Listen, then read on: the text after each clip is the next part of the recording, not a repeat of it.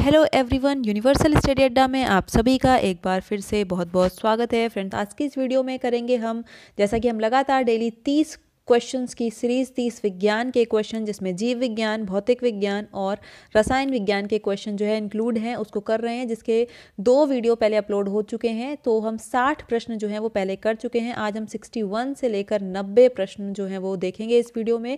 तो चलिए वीडियो को स्टार्ट करते हैं दोस्तों। इसी के साथ अगर वो वीडियो नहीं देखे होंगे तो आपको प्लेलिस्ट मिल जाएगी, साथ ही साथ डिस्क्रिप्शन में और कमेंट में उसका लिंक भी मिल जाएगा, वहाँ से जाके देख सकते हैं। और चैनल पे अगर नए होंगे तो हमारे चैनल यूनिवर्सल स्टडी अड्डा को सब्सक्राइब कर लीजिएगा और बगल में जो बेल आइकन है उसको प्रेस कर लीजिएगा, जिससे आपको डेली नोटिफिकेशन और प्रैक्टिस सेट्स मिल सके। चलिए फिर स्टार्ट करते हैं। देखिए, पहला क्वेश्चन है कि कार व मोटरों में प्रयोग किया जाने वाला पेट्रोल जो है वो किस चीज़ का मिश्रण होता है, आपसे यहाँ पे पूछा है। हाइड्रोकार्बन, एल्कोहल व ईथर, हाइड्रोकार्बन व ईथर, या सभी सत्य हैं। आपको बताना क्या है कि कार और मोटर में जो प्रयोग किए जाने वाला पेट्रोल है वो किसका मिश्रण होता है। बात करें यहाँ पे सही उत्तर की, तो ऑप्शन नंबर ए जो का है हाइड्रोकार्बन, इसका मिश्रण होता है। हाइड्रोकार्बन जो है वो हाइड्रोजन और कार्बन के परमाणुओं से बना हुआ होता है, हाइड्रोकार्बन, और कार व मोटरों में इसका ही मिश्रण जो है वो पेट्रोल में काम लाया जाता है। नेक्स्ट क्वेश्चन है कि पेट्रोल में विषैला मिश्रित पदार्थ है। जो पेट्रोल में विषैला मिश्रित पदार्थ है वो क्या है। ब्यूटेन है, टेट्राएथिक लेड है, नाइट्रोलविन है, या डीडीटी है। तो यहाँ पे टेट्रा एथिल लेड जो है वो पेट्रोल में विषैला मिश्रित पदार्थ है। उसके अलावा डीडीटी जो है वो एक कीटनाशक के रूप में काम में लाया गया है। नेक्स्ट क्वेश्चन है कि वनस्पति तेल हैं। आपको यहाँ पे बताना है कि वनस्पति तेल जो है वो विभिन्न हाइड्रोकार्बन का मिश्रण है। एल्कोहल व हाइड्रोकार्बन का मिश्रण है, असंतृप्त वसीय अम्ल है, या असंतृप्त वसीय अम्लों का ग्लिसरॉइड है। तो यहाँ पे जो वनस्पति तेल है वो ऑप्शन नंबर 4 असंतृप्त वसीय अम्लों का ग्लिसरॉइड यहाँ पे सही उत्तर है। दोस्तों, वीडियो को ज़रूर से लाइक कीजिएगा अगर अभी तक लाइक ना किया हो, और कमेंट करके ज़रूर बताइएगा कि आपको जो यहाँ पे है वीडियो की ये जो सीरीज़ चल रही है हमारी विज्ञान की, ये कैसी लग रही है। इसके साथ ही दोस्तों यूपी टेट और सुपर टेट के लिए साइंस और जीके और साथ ही साथ करंट अफेयर की जो है डेली प्रैक्टिस सेट आ रहे हैं। देखने के लिए चैनल को सब्सक्राइब कर लीजिए, जिससे आपको नोटिफिकेशन मिल जाए। बेल को प्रेस कर लीजिए और आपको चैनल पे विजिट करके प्लेलिस्ट में ये सभी वीडियोस जो हैं वो मिल जाएंगे, आप वहाँ पे जाके इसको देख सकते हैं। नेक्स्ट क्वेश्चन है कि प्रोटीन मानव शरीर में निम्न एंजाइम की उपस्थिति में अमीनो अम्ल में अपघटित होते हैं।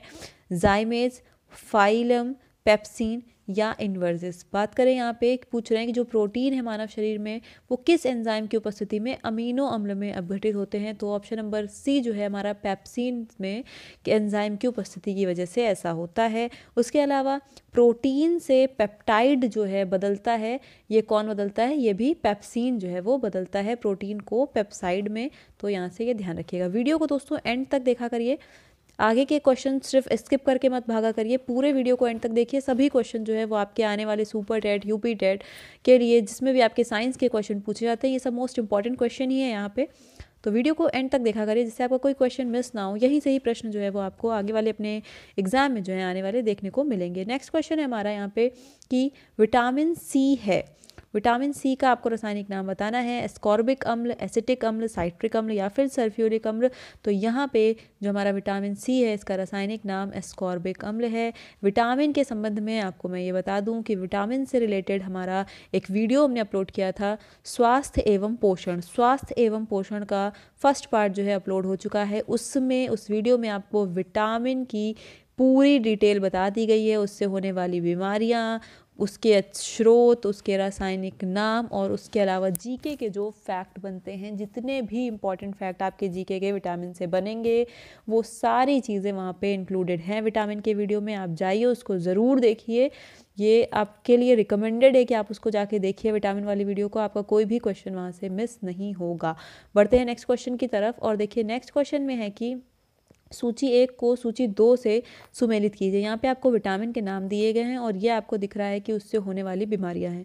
उस वीडियो में आपको सारी बीमारियाँ, हर चीज़ जो है वो बताया गया है, तो उसको ज़रूर देख लीजिएगा, आपके लिए काफ़ी हेल्पफुल होगा। तो यहाँ पे विटामिन और उसके सामने उसकी बीमारियाँ दी गई हैं कि उससे, उसकी कमी से कौन सी डिजीज़ हो जाती है। तो विटामिन ए से आप सभी को पता है कि रतौंधी हो जाती है, जिसको नाइट ब्लाइंडनेस कहते हैं, और नाइट ब्लाइंडनेस रतौंधी को ही जो है निक्टोलोपिया भी कहते हैं, ध्यान रखिएगा। उसके अलावा विटामिन बी से बेरी हो जाता है, विटामिन सी से हमारा स्कर्वी, और विटामिन डी से जो है वो रिकेट की नामक जो है वो बीमारी होती है। तो यहाँ पे देखेंगे सही हमारा मेल क्या है, तो आ का आपका 2 है, यानी कि आ में आपका 2 है और बा में आपका 4 है, तो यानी कि आपका बा में 4 है। उसके अलावा सा देखिए विटामिन सी का तीसरा है, तो यहाँ पे आपका ऑप्शन नंबर 4 जो है इसका वो सही उत्तर हो जाएगा। देखिए नेक्स्ट क्वेश्चन में आपसे पूछा हुआ है कि शुष्क धुलाई यानी कि ड्राई क्लीनिंग किस काम आती है। ड्राई क्लीनिंग जो है वो ड्राई क्लीनिंग किस काम नहीं आती है, शुष्क धुलाई यानी ड्राई क्लीनिंग के काम आता है। तो क्या ऐसा पदार्थ है जो ड्राई क्लीनिंग शुष्क धुलाई के काम आता है? क्या वो आपका नाइट्रोबेंजीन है, बेंजीन है, मेथिल अल्कोहल है या क्लोरोबेंजीन है? तो यहाँ पे आपका बेंजीन जो है वो शुष्क धुलाई ड्राई क्लीनिंग के काम आता है, ध्यान रखिएगा। ये क्वेश्चन जो है वो कई बार आपने पेपर में देखा भी होगा, ड्राई क्लीनिंग शुष्क धुलाई के संबंधित। नेक्स्ट क्वेश्चन है कि दवा बनाने के काम कौन सा अम्ल जो है वो आता है? बेंजोइक अम्ल, नाइट्रिक अम्ल, पिक्रिक अम्ल या फिर जो है अम्लराज। अम्लराज के बारे में हम डिस्कस कर चुके हैं कि सोना जो है इसमें पिघल जाता है, सोना आपका, और अम्लराज जो है वो सांस सल्फ्यूरिक और नाइट्रिक अम्ल के जो है वो मिश्रण से बना हुआ होता है। तो ये चीज़ हमने आपको पहले भी बता रखी है, इंपॉर्टेंट है, याद रखिएगा। यहाँ पे पूछ रहे हैं कि दवा बनने के काम क्या आता है, तो बेंजोइक अम्ल जो है आपका वो दवा बनाने के काम आता है। नेक्स्ट क्वेश्चन में पूछा है कि क्षारीय विलयन जो पीएच है उसका मान कितना होता है। आपको बताना है जो क्षारीय विलयन है पीएच उसका मान कितना होता है, 7, 7 से कम, 7 से अधिक या फिर निश्चित नहीं है। ये चीज़ आपको यहाँ पे बतानी है। तो बात करें अगर क्षारीय विलयन की, तो क्षारीय विलयन को हम यहाँ पे बेस कहते हैं। तो पता होगा कि ये हमने स्केल की बात की थी, 0 से 7 तक हमारा एसिड और 7 से लेकर 14 तक उसके बाद जो है वो 14 से 14 तक बेस होता है, यानी क्षारीय विलयन होता है। जो 7 से अधिक होंगे यानी 7+, जो 7 से अधिक होंगे वो कैसे विलयन होंगे? क्षारीय विलयन होंगे, यानी 7 से अधिक का जो है विलयन जो होते हैं उनका पीएच मान 7 से अधिक होता है क्षारीय विलयन का। इसके अलावा जो इनका स्वाद होता है क्षार का वो खट्टा होता है, बिटर होता है, और ये रेड लिटमस पेपर को जो है वो ब्लू लिटमस में बदल देता है, ये भी ध्यान रखिएगा। और पानी में घुलने पर जो हमारा क्षार है, बेस है, वो OH- आयन देता है। इस चीज़ों को ध्यान रखिएगा यहाँ से। नेक्स्ट क्वेश्चन है कि अधिक मात्रा में यदि एथिल अल्कोहल का सेवन किया जाए तो शरीर पर क्या प्रभाव पड़ेगा? शरीर के किस अंग पर प्रभाव पड़ेगा? पूछ रहे हैं किडनी पर, लीवर पर, हृदय या फिर आंतों पर। तो यहाँ पे लीवर पर जो है वो अधिक अल्कोहल का सेवन करने से बुरा प्रभाव पड़ता है। दोस्तों चैनल को अभी तक सब्सक्राइब नहीं किया हो तो ऐसे ही अच्छे क्वेश्चंस के लिए चैनल को सब्सक्राइब ज़रूर कर लीजिएगा, बेल आइकन को प्रेस कर लीजिएगा। डेली यहाँ पे यूपी टेट और सुपर टेट के लिए आपको मज़ेदार क्वेश्चन देखने को मिलते ही रहेंगे। नेक्स्ट क्वेश्चन है कि ठंडे देशों में हिमांक कम करने के लिए कारों के रेडिएटरों में क्या मिलाया जाता है? आपसे पूछा है कि कारों के रेडिएटरों में क्या मिलाया जाता है। ऑप्शन है क्लोरोफॉर्म, फिनॉल, एक्रोलियन या फिर एथिलीन ग्लाइकॉल। तो यहाँ पे आपका सही उत्तर है option number D, ethylene glycol जो है वो मिलाया जाता है। अगर ठंडे प्रदेशों में हिमांक कम करने की बजाय आपसे पूछा जाए प्रति हिमकारी, या हिमांक कम करने की जगह अगर प्रति हिमकारी लिखा होता तो भी वही प्रश्न का मतलब होता। तो यहाँ पे एथिलीन ग्लाइकॉल जो है वो मिलाया जाता है। नेक्स्ट क्वेश्चन नंबर 73 पे बढ़ चुके हैं हम। सबसे अधिक संख्या में यौगिक जो हैं वो किस तत्व के होते हैं? यौगिक नाइट्रोजन, हाइड्रोजन, कार्बन या फिर सल्फर। तो आप सबको पता होगा ये वाला क्वेश्चन कि कार्बन के सबसे अधिक संख्या में यौगिक जो हैं वो होते हैं। नेक्स्ट क्वेश्चन, ऐसे दो वाष्पशील द्रवों जिनके क्वथनांकों में बहुत अधिक अंतर नहीं होता है उसको कैसे जो है पृथक किया जाता है? ऐसे पूछे या ऐसे पूछ ले कि दो मिश्रण हो आपस में मिले हुए तो उनको किस विधि से अलग किया जाएगा? तब आपको बताना है यहाँ पे कि साधारण आसवन विधि से, प्रभाजी आसवन से, वर्णलेखन से या भाप आसवन से। तो यहाँ पे जो है प्रभाजी आसवन विधि से ऐसे जो हैं मिश्रण उनको पृथक किया जाता है। क्वेश्चन नंबर 75 कह रहा है कि वैद्युत अपघटन संबंधी नियम दिए थे किसने? फैराडे, न्यूटन, ऑस्टवाल्ड या फिर लेमार्क। तो फैराडे ने जो है वैद्युत अपघटन संबंधी नियम दिए थे। नेक्स्ट क्वेश्चन है कि अंगूर को यदि चीनी के सांद्र विलयन में डाला जाए तो उस पर क्या प्रभाव पड़ेगा? क्या वो फूल जाएगा या कोई प्रभाव नहीं पड़ेगा, पिचक जाएगा, या पहले फूलेगा फिर पिचकेगा? तो यहाँ पे जो है वो पिचक जाएगा अंगूर को यदि सांद्र चीनी के सांद्र विलयन में डाला जाए। नेक्स्ट क्वेश्चन नंबर 78, सामान्य जीवन में प्रयोग की जाने वाली निम्न धातुओं में से पूछ रहे हैं कि कौन सी मिश्र धातु नहीं है। आपसे पूछा है स्टील, ब्रॉन्ज, ब्रास या फिर तांबा। तो ये इसको आप ज़रूर ध्यान रखिएगा, ये क्वेश्चन मल्टीपल टाइम्स जो है वो पेपर में पूछा जा चुका है कि मिश्र धातु नहीं है, तो तांबा जो है वो एक मिश्र धातु नहीं है। बात करें यहाँ तांबा की, तो जो तांबा है वो मिश्र धातु अकेली नहीं है, लेकिन तांबा के साथ जब जस्ता मिलता है, जिंक यानी कि तांबा और जस्ता जब मिलते हैं तो वो बनाते क्या हैं, पीतल धातु का निर्माण करते हैं। पीतल धातु बनाते हैं तांबा और जस्ता मिलकर। उसके अलावा इसी तांबा के साथ जब टिन मिलती है, इसी तांबा के साथ जब टिन मिलती है तो कांस्य धातु यानी कांसा का निर्माण होता है, कांस्य धातु का निर्माण होता है। तो यहाँ तांबा जो अकेली है वो मिश्र धातु नहीं है, ध्यान रखिएगा। नेक्स्ट क्वेश्चन नंबर 79 है, सिंदूर वर्मिलियन का रासायनिक नाम पूछा है आपसे क्या है? Calcium carbonate, mercuric sulphide, potassium nitrate या सोडियम क्लोराइड। तो यहाँ पे option number B mercuric sulphide जो है वो सिंदूर वर्मिलियन का रासायनिक नाम है। इसको जो है मर्क्यूरिक सल्फाइड को HGS जो है वो यहाँ पे लिखते हैं। देखिए क्वेश्चन नंबर नेक्स्ट है 80, अम्लों का स्वाद कैसा होता है। आपसे पूछा है अम्ल जो है उनका स्वाद कैसा होता है, तो अम्लों का स्वाद जो है वो खट्टा होता है। नेक्स्ट पूछा है नींबू में पाया जाता है कौन सा अम्ल, टार्टेरिक अम्ल, एसिटिक अम्ल, साइट्रिक अम्ल या फिर फॉर्मिक अम्ल। तो नींबू में जो पाया जाने वाला अम्ल है वो आपको पता होगा कि नींबू में साइट्रिक अम्ल पाया जाता है। उसके अलावा एसिटिक अम्ल की बात करें तो सिरके में एसिटिक अम्ल पाया जाता है, और वहीं एप्पल यानी कि सेब में जो है वो मैलिक अम्ल पाया जाता है। नेक्स्ट क्वेश्चन नंबर 82 पूछ रहा है कि नीली स्याही बनाने में क्या प्रयोग किया जाता है? Red lead, ferrous sulphate, bleaching चूड़ या नीला थोथा। तो फेरस सल्फेट का प्रयोग जो है वो नीली स्याही बनाने में किया जाता है। क्वेश्चन नंबर 83 है कि पेनिसिलिन है, उससे पहले पेनिसिलिन की खोज किसने की थी आपको पता होना चाहिए। अलेक्जेंडर फ्लेमिंग ने पेनिसिलिन की खोज की थी।